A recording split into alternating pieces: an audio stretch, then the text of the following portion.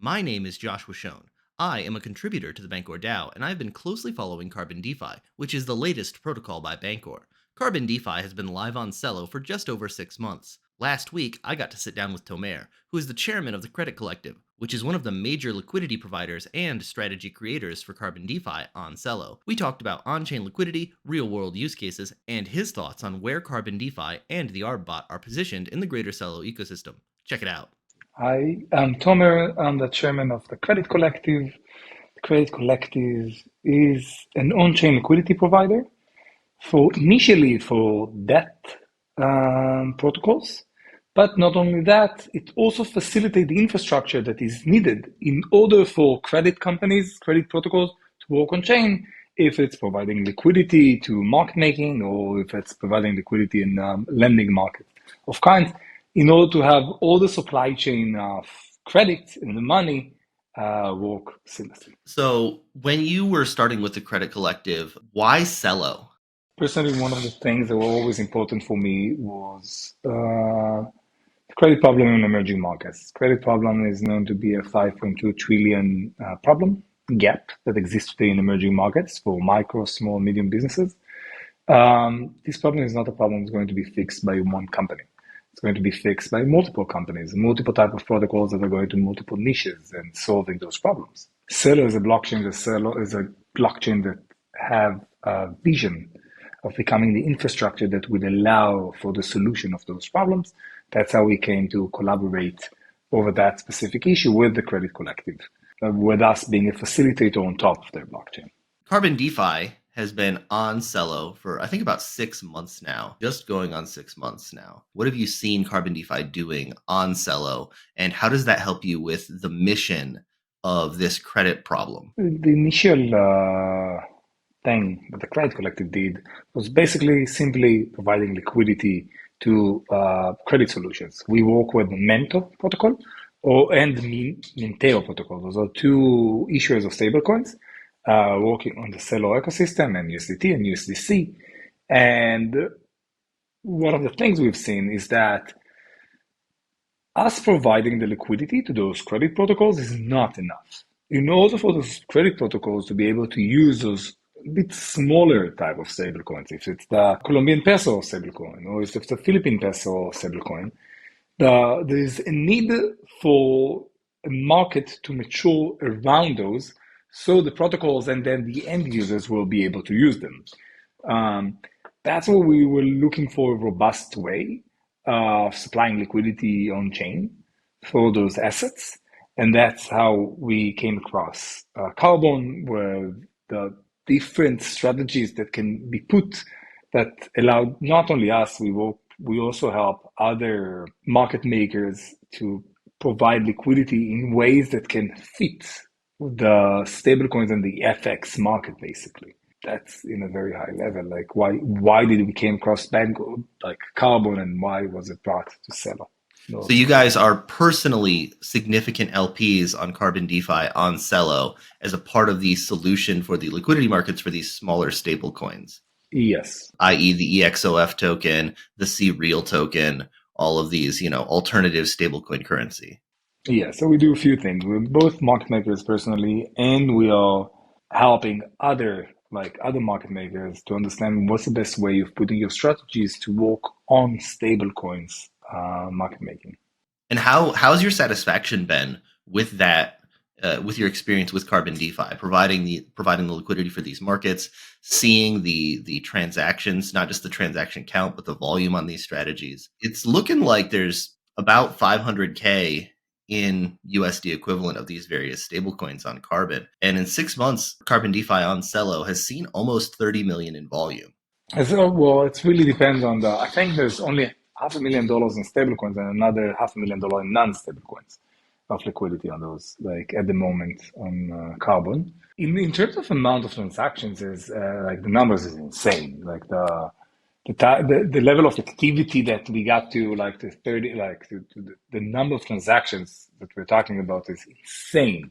Not only that, the adoption of real, we need to separate. There is the adoption of bots that are finding their way into turning a market into an efficient market, is important by itself, right?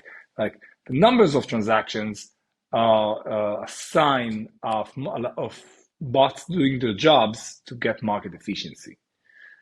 But on the other hand, what we also get in the more qualitative data and not just quantitative data is that we have actual exporters and importers globally that are using today those stable coins and in specific like the carbon in order to um, trade with the stable coins when it comes to the debt that they get on the supply chain to convert it. Like we already know of real world use cases utilizing the infrastructure that exists today in terms of an efficient FX market to solve their supply chain problems when it comes to the multiple type of currencies that they work with. That's awesome. And you've seen that happen with Carbon DeFi on Celo specifically. Yes, yes. Can you talk a little bit about that, or is that too much specific detail? A lot of it's funny to talk about it now, but until now, a lot of Colombia to the US like Yeah. trading that was happening that had to find its way. There's multiple in terms of credit, the Colombian market is actually pretty developed. And a lot of the liquidity providers are US providers. A lot of the problems would be that US providers will prefer to give their debt, to give their credit in the dollar, and the borrowers will prefer to borrow on the local currency, in the Colombian peso. And the lenders in that sense will be paying, usually the loans will be what we call like a supply chain loan. I am exporting to the US my tomatoes. Now I have a problem that I can't get money before the tomatoes get to you in the US. So I need a loan from the moment I shipped my tomatoes until the moment you got the tomatoes so I can plant a new field of tomatoes. Um, so that will be the type of loans that we will see. Mostly supply chain loans from a Colombian US relationship. Can't say that it's in insane numbers, that that the most of the tens of millions of transactions happening are coming from that. But what we do see is those exporters or credit protocols that are doing the leap and understanding how to do that, having not only competitive edge and extremely low slippage when it comes to their insurance against the movement of currencies. Like how much it costs them to make this transaction is by far cheaper. Yeah, and that's going to have to do a lot with the fact that there's no tick spacing or rounding on the strategies on Carbon DeFi, right? Like you need to have no or preferably zero slippage in these markets. And so there's always this competing demand, right? Like traders and strategy creators want there to be high slippage on the traders side so they can take that rake. They want that difference.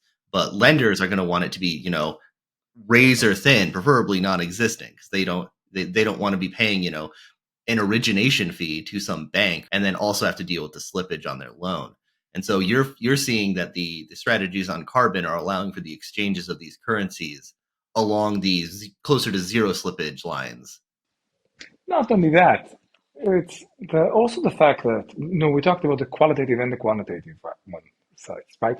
So even when there is a big enough transaction for the position to get out of range, because someone did the big export, took a big loan, there's a big like we got out of range. The market is so efficient right now with connecting to other market makers or other liquidity pools that the filling up of the position just from the arbitrage like opportunities that are happening over there, and multiple other players in the ecosystems are doing that. That even if it got out of range, it being fills up immediately.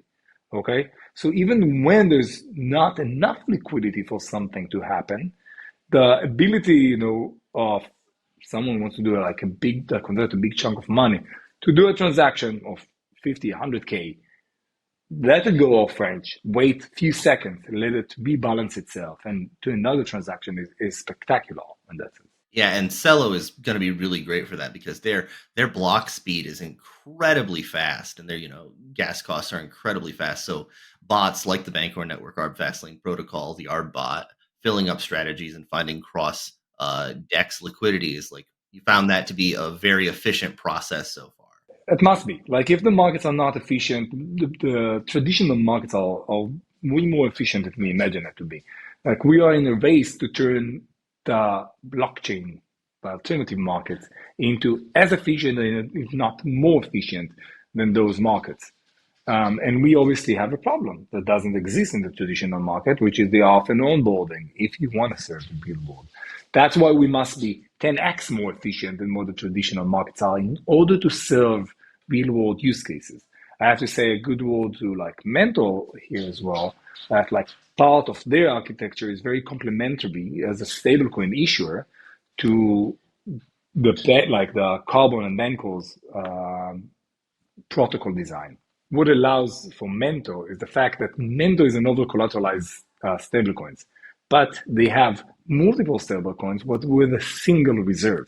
What that allows for with the over-collateral, like with an over-collateralized, what that allows is for the rebalancing not only to happen with other DEXs, but also to happen to the Mentos reserve, which create an endless amount of liquidity also for very small currencies in that sense. So even when the need to rebalancing happening, the relationship between Carbon and the Mentos architect, like the Mentor reserves, is amazing to be working together. You're the chairman of the Credit Collective. When you were scoping out decentralized exchanges, what led you to choose Carbon over others? Like, there's a lot going on right now. UniV4 is going to be released maybe as we're recording this video. Uh, why Carbon specifically? I have to say, I haven't looked at Uniswap V4 yet, in order to give my opinion comparing to V4 in that sense. But in the V3, at least, that's what that was the main comparison, was the fact that the constant getting out of position into positions and having double complementary strategies. So in Uniswap V3, at least, you needed to, if you wanted to do, let's say, here let's say I do stablecoin to stablecoin because that's the easier ones, and I do dollar to Colombian peso.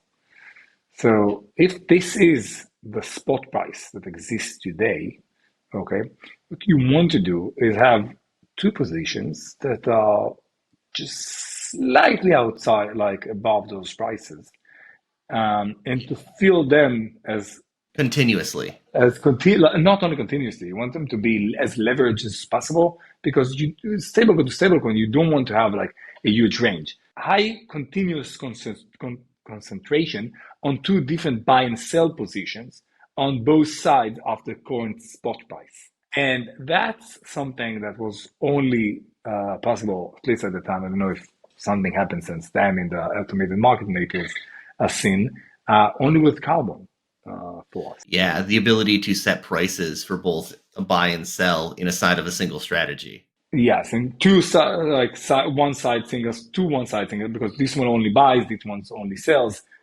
Yes, and they're both constant and they're both highly concentrated.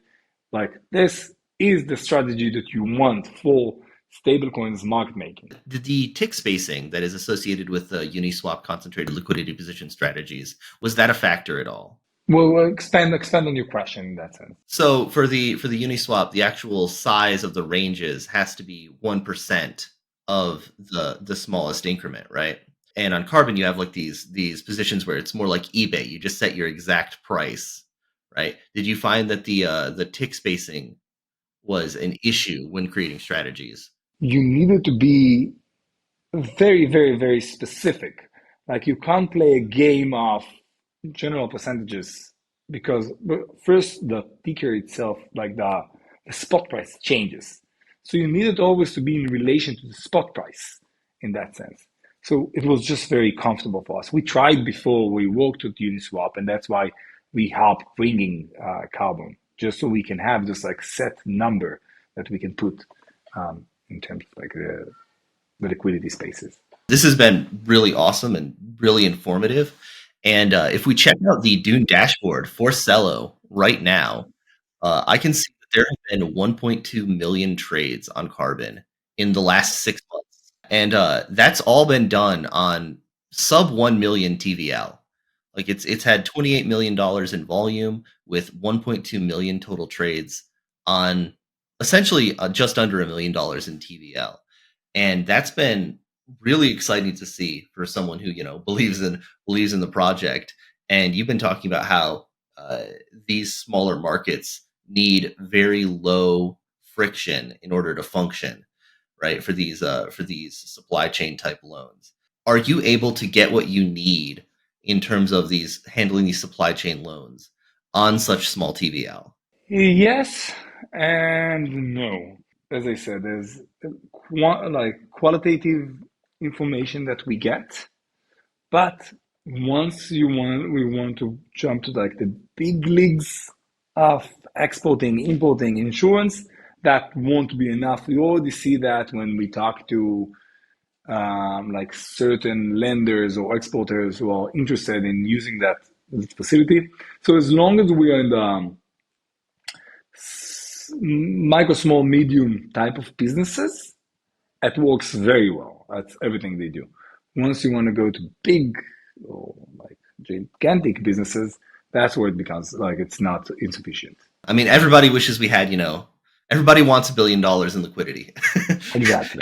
Everybody does. So far, what we're seeing with CarbonDeFi on Celo is that even with, sub $1 million in TVL across all of these different strategies, people are actually doing things on chain. And you're seeing that in the real world where you are watching people take out these supply chain loans and use the strategies on CarbonDeFi as a part of their actual real world businesses.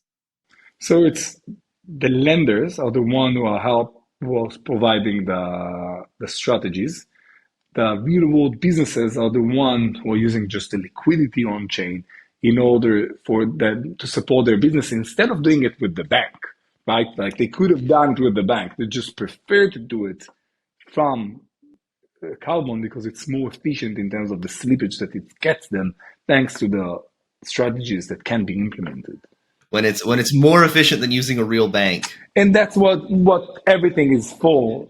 That's why I really want that's why I like to talk more about the qualitative data than the quantitative data.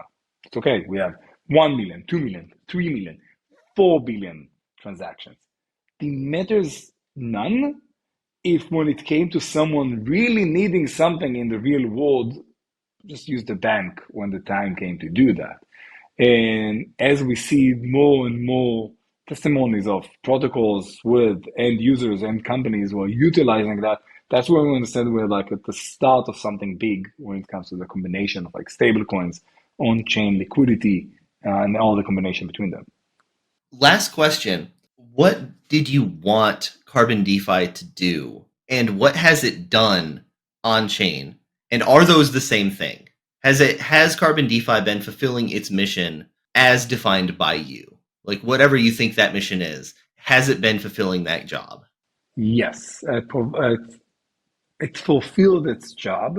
I have to say that now, after I know way more than I ever imagined that I want to know about FX markets, I believe that around what exists today, few more components can be built that will turn it into a 10x more efficient than the current banking system when it comes to FX serving. But yes, to where we stand today, it's fulfilled the job for me.